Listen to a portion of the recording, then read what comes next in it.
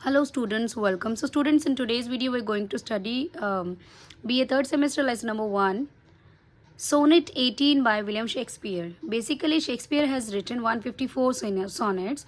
Sonnet number 1 to 126 is dedicated to his friend William Henry, and 126 to 152 he dedicated to Dark Lady, and the remaining two we have no idea. So basically मैं हिंदी में भी आपको explain कर देती हूँ. Shakespeare का आज हम पहला जो सोनेट है वो पढ़ने जा रहे हैं, मतलब आपका जो पहली पोम है वो पढ़ रहे हैं, और इस सोनेट का नाम है 18. और शेक्सपियर ने टोटल 154 सोनेट्स लिखे हैं. 1 से लेकर 126 तक विलियम हेनरी के एक फ्रेंड थे उनको डेडिकेट किया है, और 126 से लेकर 152 डार्क लेडी को डेडिकेट किया गया है. एंड जो 154 जो जितने भी इनके सोनेट है ना, उन सोनेट्स की जो पहली लाइन है वो जो है मेन पोएम का टाइटल है. तो चलो अब हम वीडियो को स्टार्ट करते हैं. Shall I compare thee to a summer's day. अब इसमें राइटर पूछ रहा है, देखो basically is dedicated, we have already get to know that 1 से लेकर 126 जो पोएम्स हैं वो विलियम हेनरी को इन्होंने डेडिकेट किए हैं ना. तो may be it can be dedicated to his friend William Henry, क्योंकि ये पोएम नंबर 18 है. शैल, यहाँ पे राइटर क्या पूछ रहे हैं, shall I compare thee to a summer's day. क्या मैं, दी मतलब यहाँ पे है तुम्हें, तुम्हें मतलब उनका फ्रेंड, ठीक है. क्या मैं तुम्हें समर के एक दिन से कंपेयर कर सकता हूँ, या फिर मैं करूँ. Thou art more lovely and more temperate. Thou art, thou मतलब तुम्हारा, आर्ट का मतलब क्या है यहाँ पे, तुम्हारा अपीयरेंस मान लो, या फिर हम ये कह सकते हैं तुम. More lovely and more temperate. Lovely you can say cute, तुम बहुत क्यूट हो, ज़्यादा क्यूट हो. एंड मोर टेम्परेट, टेम्परेट का मतलब क्या होता है, ना ज़्यादा हॉट ना कोल्ड, न्यूट्रल, ठीक है. तो यहाँ पे राइटर क्या कह रहा है कि ना तो तुम बहुत क्यूट हो, बहुत टेम्परेट हो in comparison to summer's day. वो कहता है देखो अगर मैं तुम्हें समर डे से कंपेयर कर भी लेता हूँ, पर तुम्हारी क्वालिटी समर से नहीं मिल रही, क्योंकि समर जो होती है बहुत इरिटेटिंग होती है, बहुत गर्मी होती है उसके अंदर, लेकिन तुम तो बड़े टेम्परेट हो, ना ज़्यादा ठंडे हो ना ज़्यादा गर्म हो, और तुम बहुत क्यूट हो. समर क्यूट नहीं होती, ठीक है. Rough winds do shake the darling buds of May. अब देखो यहाँ पे इस लाइन के अंदर पर्सोनिफिकेशन यूज़ हुआ है. पर्सोनिफिकेशन का मतलब क्या होता है, हिंदी में हम बोलते हैं मानवीकरण, जब हम नॉन लिविंग ऑब्जेक्ट को लिविंग ऑब्जेक्ट से कंपेयर करते हैं, ठीक है.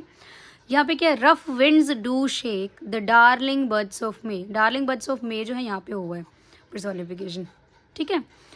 गर्मी की जो हवा होती है, रफ विंड मतलब बहुत ही, आपको पता है गर्मी इंडिया के अंदर स्पेसिफिकली, यहाँ पे जो ये पोएम है देखो ये इंग्लैंड की गर्मी की बात कर रहे हैं, कि वहाँ पे इतनी ज़्यादा भी गर्मी नहीं पड़ती है, कि गर्मी के अंदर जो रफ विंड्स है, हवा है, वो शेक कर देती हैं darling buds of May.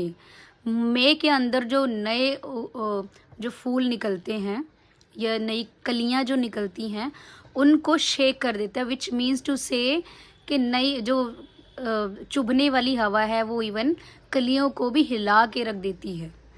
And summer's lease hath all too short date. कि जो समर है ना, गर्मी है, वो लीज का मतलब देखो हम कहते हैं ना कुछ टाइम के लिए कोई चीज़ उधार लेना या फिर कुछ टाइम के लिए आना. तो जो समर है वो थोड़े से टाइम के लिए आती है. ऑल टू शॉर्ट डेट, एक थोड़ी से पर्टिकुलर टाइम के लिए आती है. Let's take an example, India के अंदर जो है वो समर्स आती है यू कैन से मार्च टू सितंबर, ओके. लेकिन आके वो चली जाती है. यहाँ पे राइटर कह रहा है कि अगर मैं आपको समर से कंपेयर कर भी देता हूँ कि समर जो होती है वो इरिटेटिंग होती है, थोड़े टाइम के लिए आती है, बट आपकी जो ब्यूटी है, आपकी जो यूथ है, आपका जो नेचर है, आपकी जो क्वालिटीज़ है, it can not be comparable to summer day. क्योंकि समर थोड़े टाइम के लिए आती है, लेकिन मेरे फ्रेंड की जो ब्यूटी है वो हमेशा रहेगी. मतलब जो मेरे फ्रेंड की जो मैं तारीफ़ कर रहा हूँ इस पोएम के ज़रिए, यू कैन से अगर ये पोएम रहेगी जब तक, तब तक मेरे फ्रेंड की जो ब्यूटी है, जो इसमें मैंने तारीफ़ की है, वो हमेशा रहेगी, ठीक है. मतलब कोई भी वेदर है वो थोड़े टाइम के लिए आता है फिर चला जाता है, लेकिन मेरा फ्रेंड की जो ब्यूटी है, मेरे फ्रेंड का जो ऑरा है वो कभी भी कम नहीं होता, वो एज इट इज़ रहता है. Sometimes too hot the eye of heaven shines. यहाँ पे आई ऑफ हेवन शाइन को हम हेवन जो है ना वो हम सन को बोल रहे हैं, ठीक है. और ये इनडायरेक्ट मेटाफर है. समटाइम्स टू हॉट, कि जब सन चमकता है, जब तेज़ धूप निकलती है तो बहुत ही ज़्यादा गर्मी पड़ती है, जब सूरज तेज़ चमकता है तो बहुत ज़्यादा गर्मी पड़ती है। As often is his gold complexion dimmed, और क्या हो रहा है, गोल्ड कॉम्प्लेक्शन किसका, सूरज का। सूरज देखो गोल्डन कलर का चमकता है, लेकिन कभी कभी क्या होता है, जब बादल आ जाते हैं, क्लाउड्स आते हैं, तो सूरज क्लाउड्स के पीछे छुप के उसका गोल्ड कॉम्प्लेक्शन भी डिम हो जाता है, ठीक है। पर फिर कह रहा है राइटर कि मेरे फ्रेंड की जो ब्यूटी है वो कभी भी डिम नहीं होगी या फिर नहीं होती, इसीलिए मैं उसको समर से कंपेयर नहीं कर सकता। By chance or nature's and every fair from fair sometimes decline. यहाँ पे एवरी फेयर फ्रॉम फेयर का मतलब क्या है, इस दुनिया में हर एक फेयर चीज़, यहाँ पे फेयर आप कलर भी लगा सकते हैं, या फिर हम करते हैं तूने फेयर गेम नहीं खेला समथिंग। इस दुनिया में हर एक चीज़ जो है वो कभी ना कभी ख़त्म हो जाती है। डिक्लाइन का मतलब ख़त्म होना। पर फिर राइटर कह रहे हैं मेरे फ्रेंड की जो ब्यूटी है वो कभी ख़त्म नहीं होगी। Bye chance or natures changing course untrimmed, क्या कहता है, जैसे जैसे नेचर चेंज हो जाता है, वेदर चेंज हो जाता है, ठीक है ना। चेंजिंग कोर्स अनट्रिम्ड, अनट्रिम्ड का मतलब क्या है कि नेचर के चेंज होने के साथ साथ इस दुनिया में हर एक चीज़ चेंज होती है, ठीक है।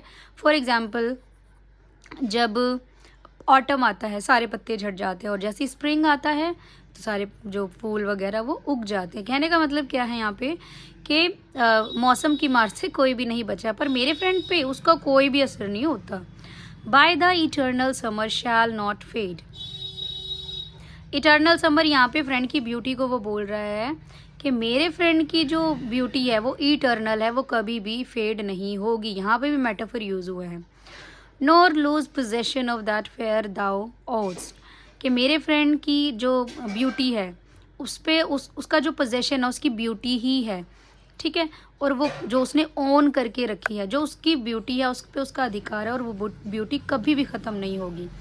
नोर शैल डेथ ब्रैग, यहाँ पे ब्रैग होता है बोस्ट करना। राइटर कहता है मैं ब्रैग नहीं कर रहा हूँ, बोस्ट नहीं कर रहा हूँ, डींगे नहीं मार रहा हूँ। इवन डेथ भी उसकी ब्यूटी को चुरा कर नहीं ले जा सकती, क्योंकि उसकी ब्यूटी है, उसकी सुंदरता अमर है। दाउ वेंडर्स्ट इन हिज शेड, कि वो अपनी उस शेड में हमेशा रहेगा। वेंडर का मतलब इधर उधर घूमना है, कि इधर उधर वो मतलब कहने का ये है इवन डेथ भी मेरे फ्रेंड की ब्यूटी को ख़त्म नहीं कर सकती, उसकी ब्यूटी हमेशा अमर रहेगी। When in eternal lines to time thou growest, वो क्या कह रहा है कि समय चाहे अनंत तक, इटर्नल लाइन्स ऑफ टाइम कहता है चाहे कितना भी समय हो जाए, समय बढ़ता जाएगा।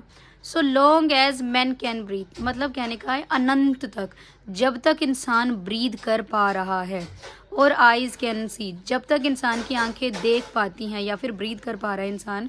So long lives this and this give life to thee, और तब तक मेरा फ्रेंड की जो ब्यूटी है, जब तक इस धरती पे इंसान सांस ले पा रहा है, आंखें उनकी देख पा रही हैं, और जब तक इस धरती पे इंसान जिंदा है, मतलब जब तक ये संसार है, राइटर कहना चाह रहा है यहाँ पे, तब तक मेरे फ्रेंड की ब्यूटी अमर रहेगी, मेरा फ्रेंड अमर रहेगा, उसका ऑरा अमर रहेगा।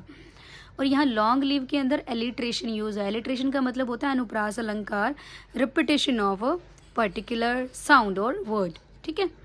तो आई होप कि आपको ये पूरी जो पोएम है क्लियर हो गई होगी। इसके अंदर जो राइटर है वो पहली लाइन में पूछ रहा है कि मैं आपकी ब्यूटी को या फिर मेरे फ्रेंड को समर्स डे के साथ कंपेयर करूँ कि ना करूँ। फिर वो रीज़न भी देता है कि मेरे जो फ्रेंड की ब्यूटी है वो कंपेरेबल ही नहीं है, वो बहुत टेम्परेट है, लवली है, क्यूट है, लेकिन जो समर्स होती है वो चुभने वाली होती है, वो क्यूट तो बिल्कुल भी नहीं होती। इवन इतनी इरिटेटिंग होती है वो कि जो गर्मियों के अंदर कलियाँ उग रही हैं, मतलब फूलों से कलियाँ निकल रही हैं, वो उनको भी हिला के रख देती है, मतलब गर्मी का असर उन पर भी पड़ता है, ठीक है। और मेरा फ्रेंड हमेशा अमर रहेगा, उसकी ब्यूटी अमर रहेगी, उसका ऑरा अमर रहेगा, यहाँ पे जो मैंने उसकी प्रेज़ की है। तो आई होप ये पोएम आपको अच्छे से क्लियर हो गई होगी। और या that's it for today's video, and I'll upload it on my YouTube channel. If you have any kind of doubt, you can ask me anytime in the comment section below. Thank you for watching this video.